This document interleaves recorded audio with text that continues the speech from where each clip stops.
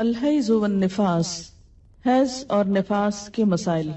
حیض کا لغوی معنی ہوتا ہے کسی چیز کا بہنا اور جاری ہونا، اسی سے لفظ حوض ہے۔ حوض جس میں پانی جاری ہوتا ہے یا بہتا ہے۔ شرعی اصطلاح میں حیض اس خون کو کہتے ہیں جو خواتین کو ہر ماہ مقررہ اوقات میں کسی سبب کے بغیر از خود آتا ہے، یعنی ایک فطری طریقہ ہے۔ نفاس وہ خون ہے جو عورت کے رحم سے بچے کی ولادت کے وقت اور اس کے بعد کم و بیش 40 روز تک خارج ہوتا ہے۔ یاد رہے کہ شریعت میں حیض اور نفاس کے احکام ایک جیسے ہیں۔ حیض کے دنوں کی تعداد مقرر نہیں، کسی ماہ کم کسی ماہ زیادہ دن ہو سکتے ہیں۔ اسی طرح مختلف لوگوں کی عادت مختلف ہو سکتی ہے۔ حیض کی ابتدا ہر ماہ ایک ہی تاریخ پر ہونا ضروری نہیں، کسی ماہ دیر سے اور کسی ماہ جلدی ابتدا ہو سکتی ہے۔ مدت حیض ہر خاتون کے لیے الگ الگ ہو سکتی ہے۔ حیض شروع ہونے اور ختم ہونے کی عمر، آب و ہوا اور خواتین کے حالات کے پیش نظر ہر ملک میں مختلف ہو سکتی ہے۔ ان عائشہ رضی اللہ عنہا ان النبی صلی اللہ علیہ وسلم قال اذا اقبلت الحیضۃ فاترک الصلاۃ واذا ادبرت فاغتسلی، رواہ النسائی۔ حضرت عائشہ رضی اللہ تعالی عنہا سے روایت ہے کہ نبی اکرم صلی اللہ علیہ وسلم نے فرمایا، جب حیض آئے تو نماز چھوڑ دو، اور جب ختم ہو جائے تو غسل کر لو اور نماز پڑھو۔ اسے نسائی نے روایت کیا ہے۔ وَإِذَا أَدْبَرَتْ فَاغْتَسِلِي جو ہے حدیث کے الفاظ میں تو صرف نہانے تک کی بات ہے، لیکن چونکہ شروع میں چھوڑنے کی بات ہے تو اس لیے مکمل یہ بات جبھی ہوتی ہے وضاحت کے ساتھ کہ نماز پھر سے شروع کر دی جائے۔ تو اس سے کیا پتہ چلتا ہے؟ جب حیض آئے اور جب ختم ہو جائے۔ تو جب کا مطلب کیا ہے کہ ہر ایک کی عادت مختلف ہو سکتی ہے۔ حالت حیض میں عورت کا جسم اور کپڑے دونوں پاک ہوتے ہیں، یعنی جسم اس میں کوئی بظاہر ناپاکی نہیں ہوتی۔ مثلاً ہاتھ پاک ہے، اگر عورت آٹا گوندنا چاہے تو آٹا ہاتھوں سے ناپاک نہیں ہو جائے گا۔ اگر پانی پیے تو اس کا بچا ہوا پانی ناپاک نہیں ہوگا۔ اگر کسی چیز کو چھو لے تو وہ چیز ناپاک نہیں ہوگی۔ مثلاً وہ زمین پہ چل پھر رہی ہے تو زمین دھونے کی ضرورت نہیں۔ اگر کسی دیوار کو ہاتھ لگاتی ہے تو دیوار دھونے کی ضرورت نہیں۔ جس بستر پہ سوتی ہے اس بستر کو دھونے کی ضرورت نہیں۔ جو کپڑے پہنتی ہے ان کپڑوں کو دھونے کی ضرورت نہیں، الا یہ کہ کوئی ظاہری نجاست ساتھ لگ جائے۔ حائضہ کے ہاتھوں کا کھانا، کسی کا کنگھی کرنا اور اس کا جوٹا کھانا یہ جائز ہے۔ ان عائشہ رضی اللہ عنہا قالت كنت اشرب وانا حائض ثم اناوله النبي صلی اللہ علیہ وسلم فيدع فاه على موضع في فيشرب واتعرق العرق وانا حائض ثم اناوله النبي صلی اللہ علیہ وسلم فيدع فاه على موضع في، رواہ مسلم۔ حضرت عائشہ رضی اللہ تعالی عنہا فرماتی ہیں کہ میں حیض کی حالت میں پانی پیتی اور برتن نبی صلی اللہ علیہ وسلم کو دے دیتی۔ آپ برتن سے اسی جگہ منہ رکھ کر پانی پیتے جہاں سے میں نے منہ رکھ کر پانی پیا ہوتا۔ اور بتانا کیا مقصود ہے اس حدیث کو بیان کر کے کہ حائضہ عورت کے لعاب دہن میں بھی کوئی ناپاکی نہیں ہوتی۔ اسی طرح ہڈی سے گوشت کھا کر نبی صلی اللہ علیہ وسلم کو دیتی تو آپ اسی جگہ سے کھاتے جہاں سے میں نے کھایا ہوتا۔ اسے مسلم نے روایت کیا ہے۔ اس سے یہ بھی پتہ چلتا ہے کہ عورت کا بچا ہوا کھانا یا پینا کسی مردانگی کے خلاف نہیں، یہ کسی شان کے خلاف نہیں۔ اللہ کے رسول صلی اللہ علیہ وسلم کی مثال اسی وجہ سے دی گئی کہ کوئی دوسرا خود کو اس سے برتر نہ سمجھے۔ اگر ویسے کسی کا دل نہ مانتا ہو تو اور بات ہے، لیکن عورت نہ تو ناپاک چیز ہے نہ حقیر چیز ہے کہ جس کے ساتھ ایسا معاملہ کیا جائے۔ ان عائشہ رضی اللہ عنہا قالت كنت اغسل رأس رسول اللہ صلی اللہ علیہ وسلم وانا حائض، رواہ مسلم۔ حضرت عائشہ رضی اللہ تعالی عنہا فرماتی ہیں کہ میں حالت حیض میں رسول اللہ صلی اللہ علیہ وسلم کا سر دھویا کرتی تھی۔ اسے مسلم نے روایت کیا ہے۔ ان عائشہ رضی اللہ عنہا قالت کان رسول اللہ صلی اللہ علیہ وسلم یتکئ فی حجری وانا حائض فیقرأ القرآن، رواہ مسلم۔ حضرت عائشہ رضی اللہ تعالی عنہا فرماتی ہے کہ رسول اللہ صلی اللہ علیہ وسلم میری گود میں تکیہ لگا کر قرآن پاک کی تلاوت فرماتے حالانکہ میں حالت حیض میں ہوتی۔ اسے مسلم نے روایت کیا ہے۔ ان عائشہ رضی اللہ عنہا انہا قالت کان رسول اللہ صلی اللہ علیہ وسلم یدنی الی رأسہ وانا فی حجرتی فارجل رأسہ وانا حائض، رواہ مسلم۔ حضرت عائشہ رضی اللہ تعالی عنہا فرماتی ہیں کہ رسول اللہ صلی اللہ علیہ وسلم مسجد میں بیٹھے بیٹھے اپنا سر میرے نزدیک کرتے جبکہ میں اپنے حجرے میں ہوتی، کیونکہ مسجد اور حجرے کے درمیان کوئی خاص فاصلہ نہیں تھا، بس ایک چھوٹی سی پارٹیشن تھی، پردہ جس سے لٹکا ہو، جبکہ میں اپنے حجرے میں ہوتی اور آپ صلی اللہ علیہ وسلم کے سر میں حالت حیض میں کنگھی کر دیا کرتی. اسے مسلم نے روایت کیا ہے. اس سے کیا پتہ چلتا ہے؟ جہاں یہ تمام امور کی وضاحت کی گئی کہ حالت حیض میں عورت کو ہاتھ لگانا یا عورت کا وائس ورثہ شوہر کو ہاتھ لگانا یا بچوں کو یا کسی بھی انسان سے مصافحہ کرنا، تو یہ سب چیزیں جو ہیں یہ جائز ہیں. بظاہر یہ ایک نارمل حالت ہے، ایسے ہی ہے جیسے کسی کا وضو نہ ہو اور وہ سب کام کرتا پھرے تو نماز تو نہیں پڑھ سکتا، لیکن اس کا باقی جسم بظاہر ناپاکی نہ ہو تو کوئی ناپاک نہیں ہوا کرتا. اس سے گن کھانا یا اس سے نفرت کرنا یا اسے اچھوت سمجھ لینا یہ اسلام میں نہیں ہے. دوسری چیز یہاں سے یہ پتہ چلتی ہے کہ ایک شوہر اور بیوی کے باہمی تعلقات کیسے ہونے چاہیے اور دونوں کے درمیان باہم اعتماد اور قریبی تعلق کی کیسی فضا ہے. حیض کی حالت میں عورت کا بوسہ لینا جائز ہے. ان میمونہ رضی اللہ عنہا قالت کان رسول اللہ صلی اللہ علیہ وسلم یباشر نساءہ فوق الازار وہن حید، رواہ مسلم. حضرت میمونہ رضی اللہ تعالی عنہا فرماتی ہیں کہ رسول اللہ صلی اللہ علیہ وسلم اپنی ازواج مطہرات سے بوس و کنار فرما لیا کرتے تھے حالانکہ وہ حالت حیض میں ہوتی. اسے مسلم نے روایت کیا ہے. حالت حیض میں عورت سے نفرت کرنا یا کھانے پینے کا علیحدہ اہتمام کرنا ناجائز ہے، درست نہیں، کیونکہ ویسے بھی اس حالت میں ہارمونل چینج کی وجہ سے عورت کے اندر سٹیبلٹی نہیں ہوتی. بسا اوقات چھوٹی چھوٹی بات پر ناگواری اور دل چھوٹا کرنا اور آنسو بہانا ان دنوں میں عموماً بڑھ جاتی ہے ایسی کیفیت.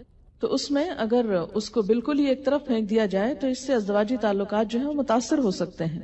یعنی اس حالت میں عورت صحت کی نسبت بیماری سے قریب تر ہوتی، اور جب بھی کوئی شخص بیماری کی حالت میں یا بیماری سے قریب تر ہو تو وہ زیادہ کیئر، اٹینشن اور محبت کا طلبگار ہوتا ہے.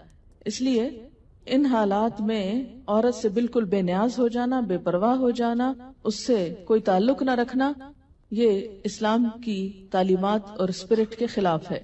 حائضہ سے صحبت کرنا منع ہے، یعنی انٹر کورس منع ہے. ان انس رضی اللہ عنہ ان الیہود کانوا اذا حاضت المرأة فیہم لم یآکلوها ولم یجامعوهن فی البیوت فسأل اصحاب النبی صلی اللہ علیہ وسلم فانزل اللہ عز وجل ويسألونك عن المحيض قل هو أذن فاعتزلوا النساء في المحيض إلى آخر الآية. فقال رسول الله صلى الله عليه وسلم اصنعوا كل شيء إلا النكاح، رواہ مسلم. حضرت انس رضی اللہ تعالی عنہ سے روایت ہے کہ یہودیوں کے ہاں جب کوئی عورت حائضہ ہوتی تو یہودی اس کے ساتھ کھانا نہ کھاتے نہ گھر میں رہتے. صحابہ کرام رضی اللہ عنہم نے رسول اللہ صلی اللہ علیہ وسلم سے مسئلہ دریافت کیا تو اللہ تعالیٰ نے یہ آیت نازل فرمائی کہ لوگ آپ صلی اللہ علیہ وسلم سے حیض کے بارے میں دریافت کرتے ہیں، ان سے کہہ دیجئے وہ ایک بیماری کی حالت ہے، لہٰذا اس میں عورتوں سے علیحدہ رہیں. یہ آیت نازل ہونے کے بعد نبی صلی اللہ علیہ وسلم نے فرمایا حالت حیض میں صحبت کے علاوہ معمول کے سارے تعلقات قائم رکھو. اسے مسلم نے روایت کیا ہے. حائضہ طواف کے علاوہ باقی سارے مناسک حج ادا کر سکتی ہے. عن عائشہ رضی اللہ عنہا قالت خرجنا مع رسول اللہ صلی اللہ علیہ وسلم لا نذکر الا الحج فلما جئنا صرف تمست فدخل علی النبی صلی اللہ علیہ وسلم وانا ابکی فقال ما یبکیکی قلت لوددت واللہ انی لم احج العام قال لعلک نفستی قلت نعم قال فإن ذلك شيء كتبه الله على بنات آدم فافعلي ما يفعل الحاج غير ألا تطوفي بالبيت حتى تطهري رواہ البخاری. حضرت عائشہ رضی اللہ عنہا فرماتی ہیں کہ ہم رسول اللہ صلی اللہ علیہ وسلم کی رفاقت میں حج کے ارادے سے نکلے. مقام صرف پر ایک جگہ کا نام. مجھے حیض شروع ہو گیا. رسول اللہ صلی اللہ علیہ وسلم میرے پاس تشریف لائے. میں اس وقت رو رہی تھی. آپ نے پوچھا کیا بات ہے؟ میں نے عرض کیا اگر میں اس سال حج کا ارادہ نہ کرتی تو اچھا تھا. حضور صلی اللہ علیہ وسلم نے فرمایا شاید تمہیں حیض آیا ہے؟ میں نے عرض کیا ہاں. آپ نے فرمایا یہ ایک ایسی چیز ہے جو اللہ تعالیٰ نے آدم کی بیٹیوں کے لیے لکھ دی ہے، لہٰذا جب تک پاک نہ ہو جاؤ بیت اللہ شریف کا طواف نہ کرو، باقی سارے مناسک حج ادا کرتی رہو. اسے بخاری نے روایت کیا ہے. باقی مناسک حج کیا ہے؟ مثلاً احرام پہننا، اسی طرح عرفات جانا، منا جانا، کنکریاں مارنا، یہ تمام چیزیں درست ہیں، لیکن طواف نہیں ہو سکتا. شروع میں صحیح ہو سکتی تھی، لیکن چونکہ اب وہ مسجد کا حصہ ہو گئی ہے اس لیے صحیح کرنا بھی درست نہیں. حائضہ نماز پڑھ سکتی ہے، نہ روزہ رکھ سکتی ہے، یعنی نہ نماز پڑھ سکتی ہے نہ روزہ رکھ سکتی. تو اب کتنی چیزیں منع ہو گئی؟ طواف، نماز، روزہ. حیض شروع ہوتے ہی روزہ ختم ہو جاتا ہے، خاص سورج غروب ہونے سے ایک لمحہ ہی پہلے کیوں نہ آئے. حیض کی وجہ سے روزہ ختم ہونے کے بعد کھانا پینا جائز ہے، البتہ روزہ کی قضا ضروری ہے. حائضہ کے لیے روزہ کی قضا ہے، نماز کی نہیں. ہمارے یہاں عام طور پر یہ خیال پایا جاتا ہے نا کہ اگر پیریڈز آ بھی جائیں تو روزہ نہیں توڑنا چاہیے اور کچھ کھانا پینا نہیں چاہیے، اس دن کا ہو جاتا ہے. یہ خیال غلط ہے. دوسرا یہ کہ یہ کہا جاتا ہے کہ چلیں اگر نہیں کھائے پیئیں گے تو روزے کا ثواب مل جائے گا. ایسی بھی کوئی بات کہیں نہیں لکھی ہوئی. جب روزہ ہوا ہی نہیں تو ثواب کا ملا؟ ناپاک حالت میں روزہ رکھنے کا یہ ثواب ہے یا الٹا گناہ ہے؟ یعنی ناپاکی میں کس نے روزہ رکھنے کو کہا؟ اور جب روزہ ہی نہیں تو کھانا پینا کیوں حرام کر لیا اپنے اوپر؟ یہ دین میں خود ساختہ پابندیاں ہیں. بعض اوقات ایک دم شوگر لیول ڈاؤن ہو جاتا ہے یا کوئی اور تکلیف ہوتی ہے، دوا لینے کی ضرورت ہوتی ہے، تو ایسے میں بے جا کی پابندی کے نہیں روزہ رکھے چلے جاؤ، جیسے عام طور پر ہمارے معاشرے میں یہ چیز پائی جاتی ہے، تو یہ درست نہیں. عن ابی سعید الخدری رضی اللہ عنہ قال قال النبی صلی اللہ علیہ وسلم الیس اذا حادت لم تصلی ولم تصم فذلك من نقصان دینها رواہ البخاری. حضرت ابو سعید خدری رضی اللہ عنہ کہتے ہیں کہ نبی اکرم صلی اللہ علیہ وسلم نے فرمایا، کیا ایسا نہیں کہ جب عورت کو حیض آئے تو نہ نماز پڑھ سکتی ہے نہ روزہ رکھ سکتی ہے؟ عورتوں کے دین میں کمی کی یہی وجہ ہے. اسے بخاری نے روایت کیا ہے. یعنی بہرحال جب نماز نہیں پڑھیں گے تو اس کا ثواب تو نہیں نا. یہ الگ بات ہے کہ وہ ایک معذوری کی حالت ہے، تو ایسے میں اس کو کمپنسیٹ کرنے کے لیے کوئی ذکر اذکار اور تسبیحات کثرت سے کرنی چاہیے. اس سے نہ صرف یہ کہ وہ ثواب کا نقصان پورا ہوتا ہے، بلکہ جو ڈپریشن کی ایک حالت آنے لگتی ہے اس کا ازالہ بھی ہو جاتا ہے. آزما کر دیکھ سکتے ہیں.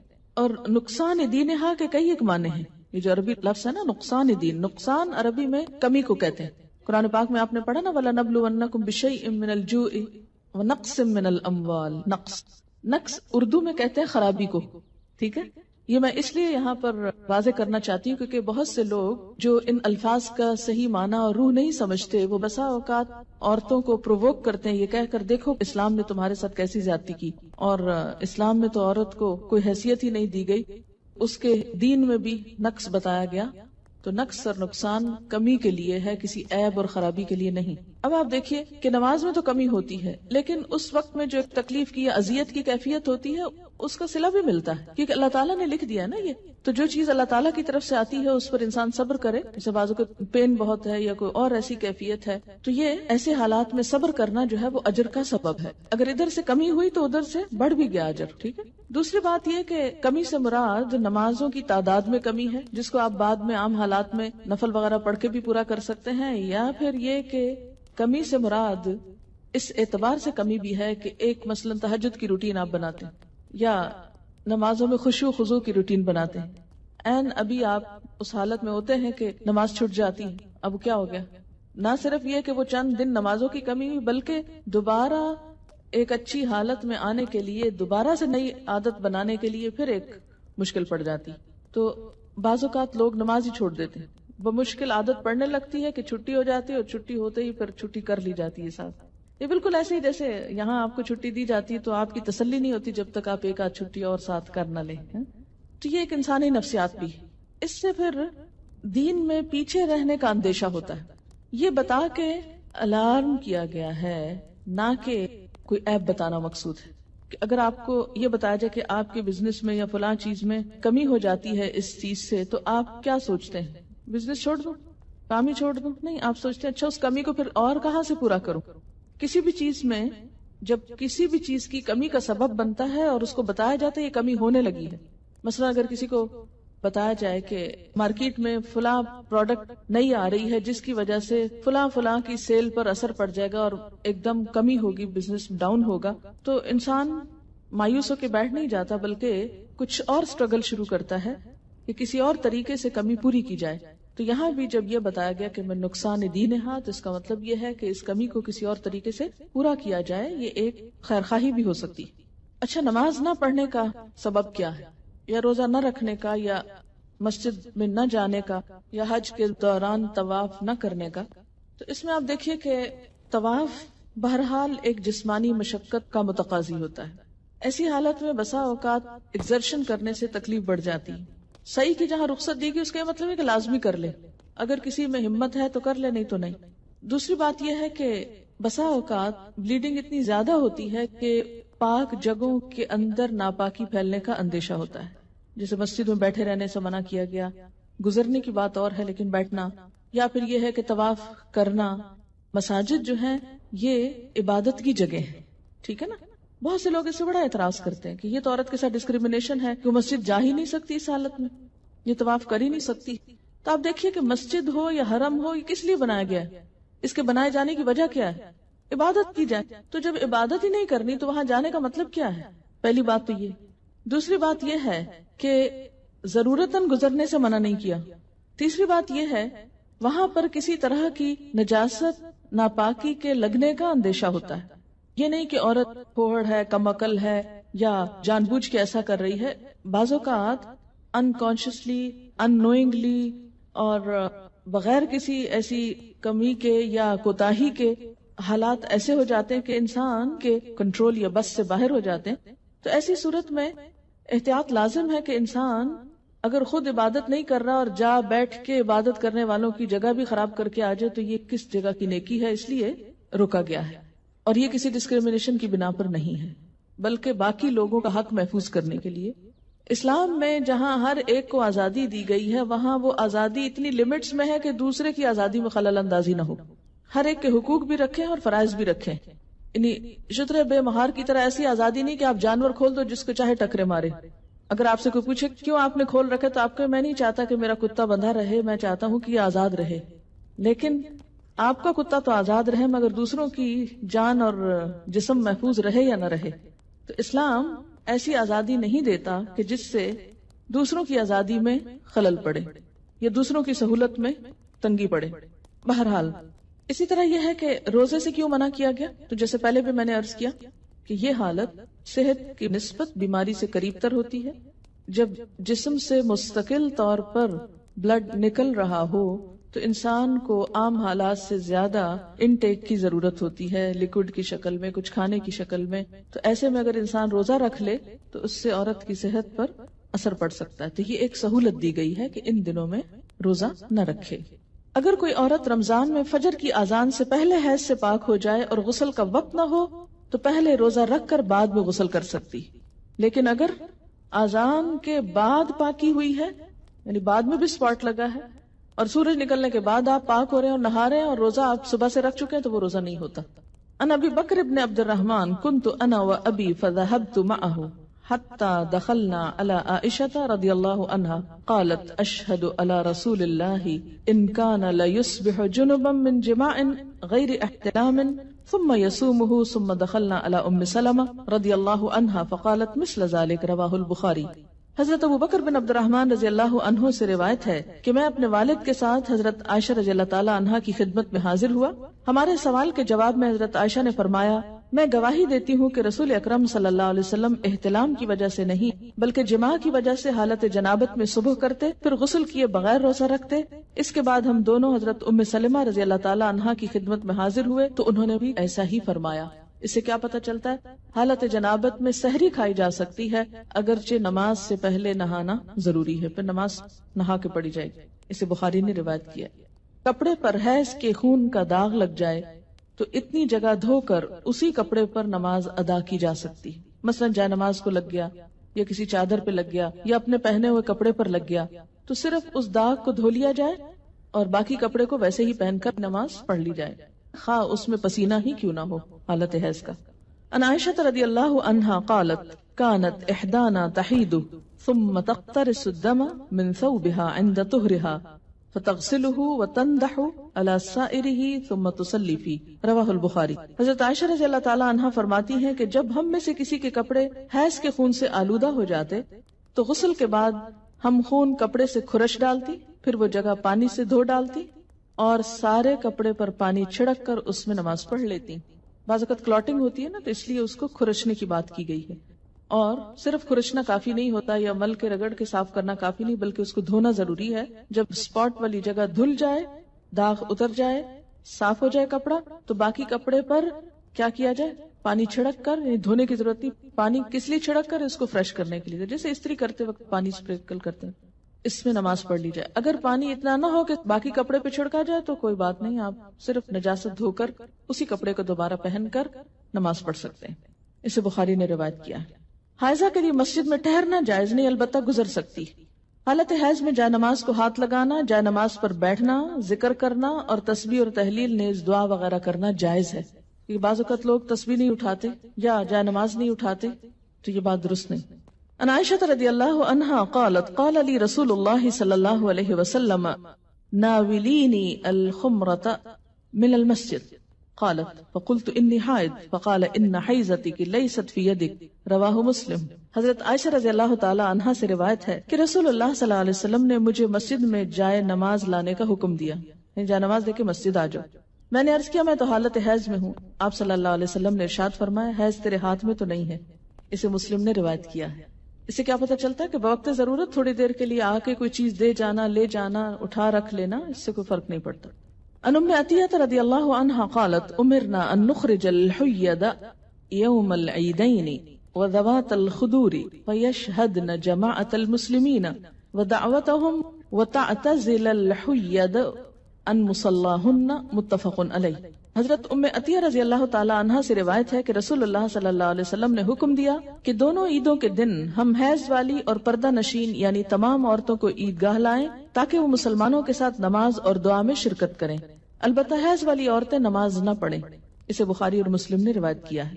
تو اس سے کیا پتہ چلتا ہے کہ پیچھے ایک طرف کو بیٹھنا جہاں 5 وقت نماز نہ ہوتی ہو، کیونکہ بسا اوقات مسجد کے کچھ ایریاز ایسے ہوتے ہیں جو صرف عید کے دن استعمال ہوتے ہیں یا کسی بڑی گیدرنگ کے موقع پر، تو ایسے میں ایک کونے میں بیٹھ جانا اس میں حرج نہیں، لیکن مین مصلی والی جگہ پر آ کر بیٹھنا درست نہیں. جیسے باہر کے ملکوں میں اسلامک سینٹرز جو ہیں اور مساجد یہ ساتھ ساتھ ہوتے ہیں.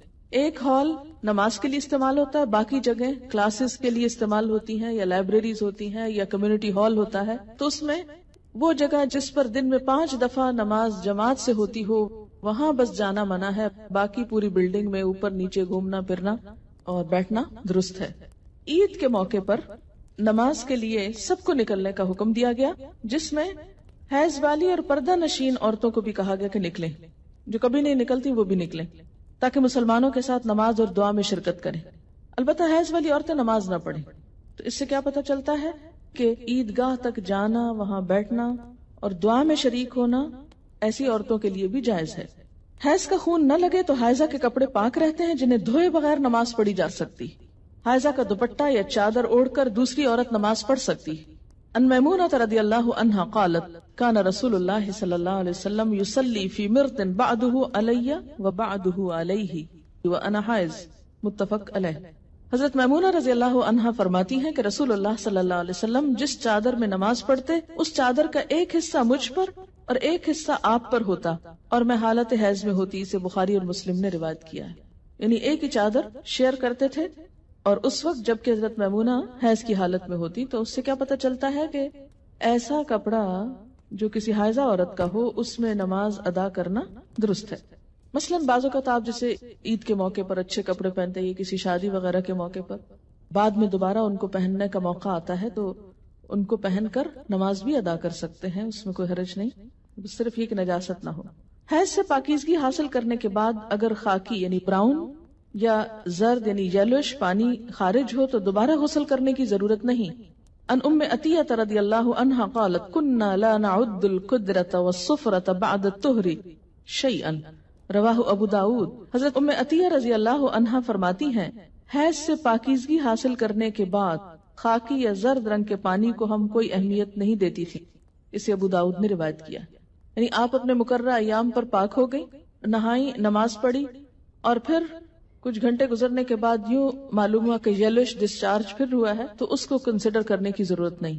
اب دوبارہ نہانے کے لیے زحمت نہ کریں. حیض سے پاکیزگی حاصل کرنے کے لیے بے جا اجلت اور بے جا تاخیر دونوں سے کام نہیں لینا چاہیے. بے جا اجلت کا کیا مطلب ہے کہ انڈیو جلدی، یعنی ہے کب پاک ہوگی، کہیں نماز نہ چلی جائے، کہیں روزہ نہ چلا جائے، اچھا نہا لی، پھر دیکھا کہ ابھی تو نہیں پاک ہوئے، پھر نماز چھوڑ دی، پھر روزہ توڑ دیا، پھر نہا لیا. تو یہ کھیل نہیں بنانا چاہیے اس کو. اسی طرح بے جا تاخیر کے پاک بھی ہو چکے ہیں لیکن نہائی نہیں رہے، محض سستی کے مارے کہ اچھا ایک دو نمازیں اور چھوڑ لیں، آرام کر لیں، تو ایسا نہیں کرنا چاہیے. غسل حیض میں تاخیر ہونے پر قضا نمازیں ادا کرنا چاہیے. یعنی اگر کسی وجہ سے پانی ختم ہے، پانی نہیں ہے، یا کئی سفر کی حالت میں ہے کہ ٹائم پہ نہیں پہنچے آپ کہ نہا سکیں، یا کوئی وجہ بن گئی، یعنی جان بوجھ کے نہیں ہو گیا ایسے، تو پھر کیا ہے، جب نہا چکے تو پچھلی نماز لوٹائیں. كن النساء يبعثن إلى عائشة رضي الله عنها بالدرجة فيها الكرس فيها السفرة فتقول لا تعجلن حتى ترين القصة البيضاء تريد بذلك الطهر من الحيضة. رواه البخاری.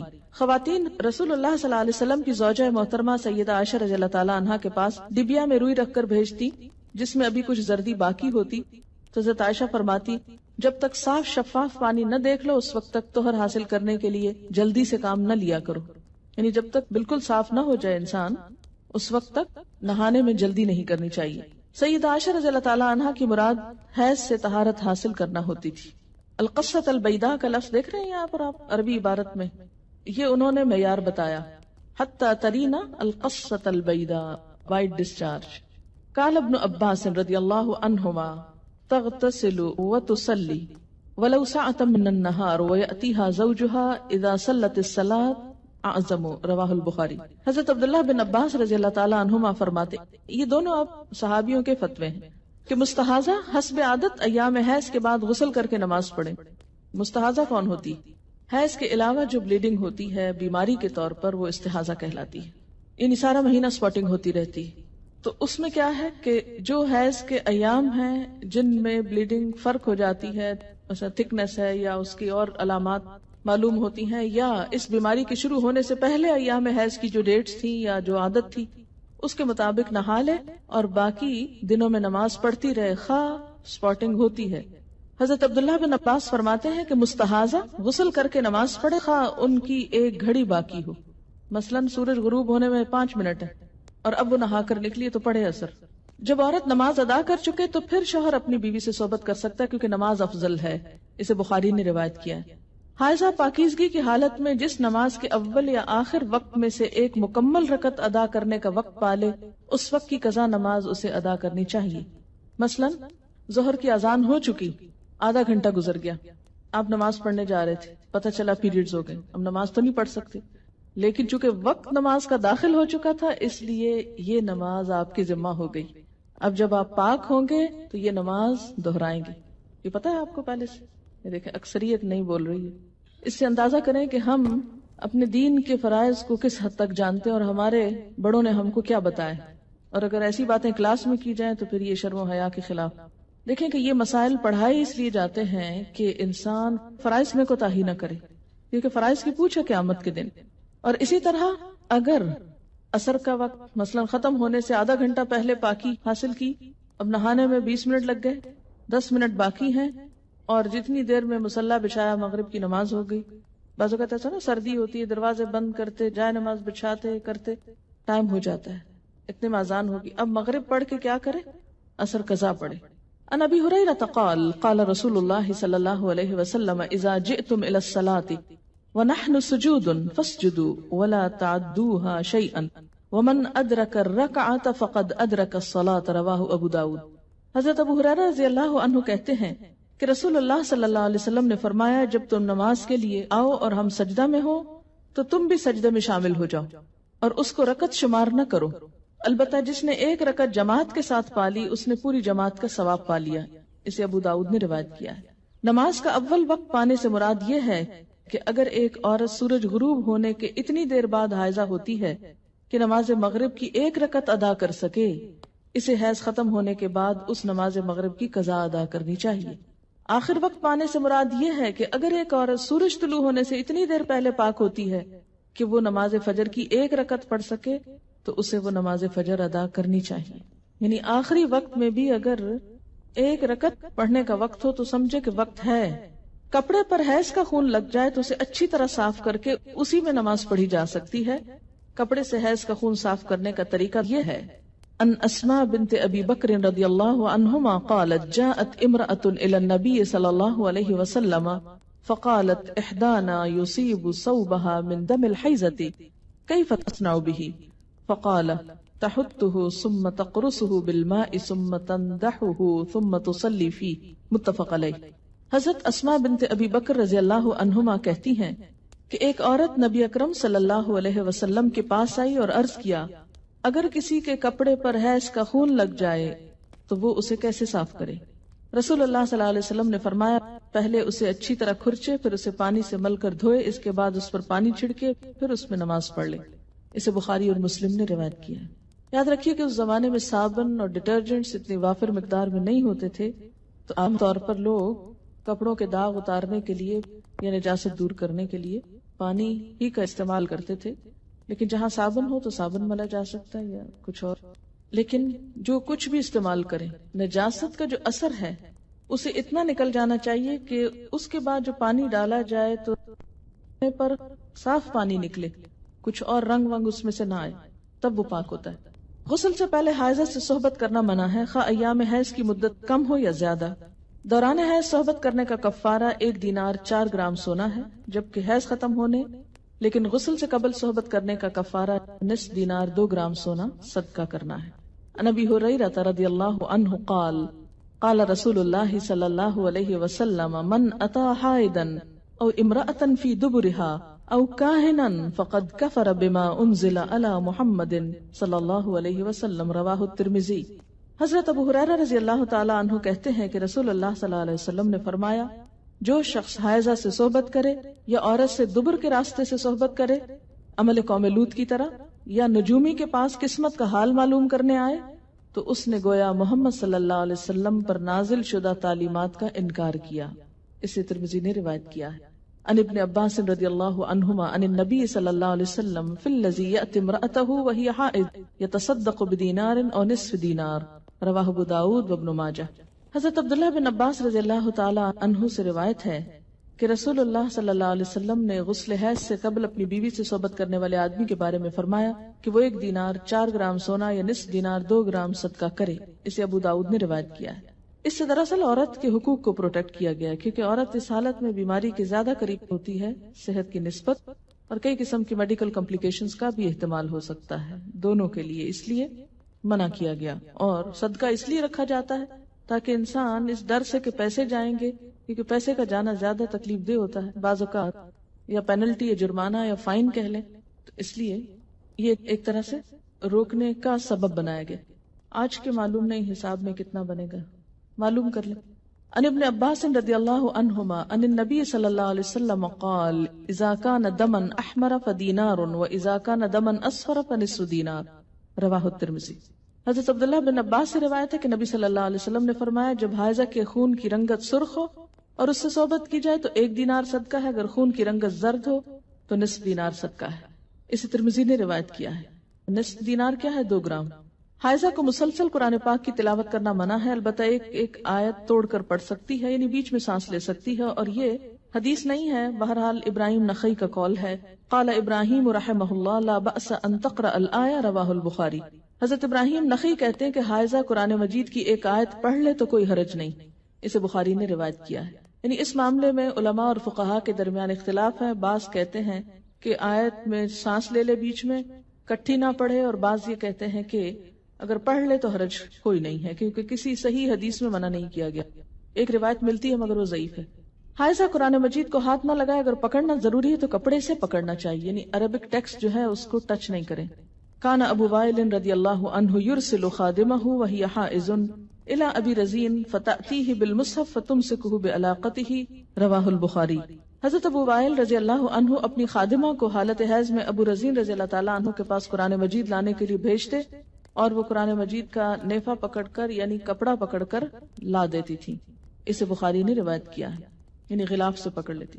شوہر کی اجازت سے حیض لانے یا حیض روکنے کی ادویات استعمال کرنا جائز ہے. عن ابی ہریرہ رضی اللہ عنہ ان رسول اللہ صلی اللہ علیہ وسلم قال لا تحل للمرأة ان تصوم وزوجها شاهد الا باذن. رواہ البخاری. حضرت ابو ہریرہ رضی اللہ عنہ سے روایت ہے کہ رسول اللہ صلی اللہ علیہ وسلم نے فرمایا کوئی عورت اپنے شوہر کی موجودگی میں اس کی اجازت کے بغیر نفلی روزہ نہ رکھے، سے بخاری نے روایت کیا۔ اس سے انہوں نے وہ جو ٹیبلٹس آج کل استعمال ہوتی ہیں اس کو قیاس کرتے ہوئے اس حکم پر ان میں بھی شوہر کا مشورہ ضروری قرار دیا ہے، لیکن ایک بات ان کو اور بھی لکھنی چاہیے تھی، اور وہ تھی کہ ڈاکٹر کا مشورہ بھی، اس لیے کہ بعض لوگوں کو ایسی ٹیبلٹس کا استعمال بہت نقصان دیتا ہے، ان کے سارے سسٹم کو ڈسٹرب کر دیتا ہے، اس لیے خود سے خود عام عورتوں کے مشورے سے کہ ایسا ہو گیا ویسا ہو گیا، یہ فائدہ اور وہ نقصان ہوا، ایسی باتوں پہ توجہ نہیں دینی چاہیے۔ ہر شخص کی جیسے عادت مختلف ہوتی ہے، سسٹم مختلف ہوتا ہے، تو اس کو اس کے استعمال سے پہلے کنسلٹ کرنا چاہیے ڈاکٹر سے، کیونکہ خود کو نقصان دینا، اپنے نظام کو بدلنا اور اس میں ڈسٹربنس پیدا کرنا درست نہیں۔ بسا اوقات ایسی کوئی چیز بعد میں کئی کمپلیکیشنز کا ذریعہ بن جاتی ہے اور انسان وقتی طور پر ایک فائدہ اٹھانے کے عوض بہت سا عبادت میں ہی نقصان کر لیتا ہے۔ بعض عورتیں حج وغیرہ کے موقع پر ٹیبلٹس استعمال کرتی ہیں اور وہ بے وقت کرتی ہیں، کبھی بیچ میں بھول جاتی ہیں، کبھی بلیڈنگ ہوتی ہے تو صحیح نہیں ہوتی، اسپاٹنگ ہوتی ہے تو پورا مہینہ پھر ہوتی چلی جاتی ہے، نہ وہ مینسز آتے ہیں نہ جاتے ہیں۔ اس لیے ایسا کرنے سے پہلے سارے حالات کا جائزہ لینا ضروری ہے۔ اور شوہر کی بات یہاں اس لیے کی گئی ہے کہ شوہر اور بیوی کا چونکہ ایک بہت قریبی تعلق ہے، دونوں کا نفع نقصان ایک ہے، گھر ایک ہے، اس لیے کسی بھی ایسی چیز میں جس میں دونوں کی برابر کی مصلحت ہو، خود سے ایسے کام کرنا درست نہیں، کیونکہ اس سے بسا اوقات اختلافات بڑھتے ہیں اور وہ شدید سنگین صورت اختیار کر لیتے ہیں۔ دوران حیض بیوی کو طلاق دینا منع ہے۔ ان عبداللہ ابن عمر انه طلق امرأته وهي حائض على عهد رسول الله صلى الله عليه وسلم فسأل عمر بن الخطاب رسول الله صلى الله عليه وسلم عن ذلك فقال رسول الله صلى الله عليه وسلم مره فليراجعها ثم ليمسكها حتى تطهر ثم تحيد ثم تطهر ثم إن شاء أمسك بعد وإن شاء طلقها قبل أن يمسها فتلك العدة التي أمر الله أن تطلق لها النساء رواہ البخاری۔ حضرت عبداللہ بن عمر رضی اللہ عنہما سے روایت ہے کہ انہوں نے نبی صلی اللہ علیہ وسلم کے زمانے میں اپنی بیوی کو حالت حیض میں طلاق دی۔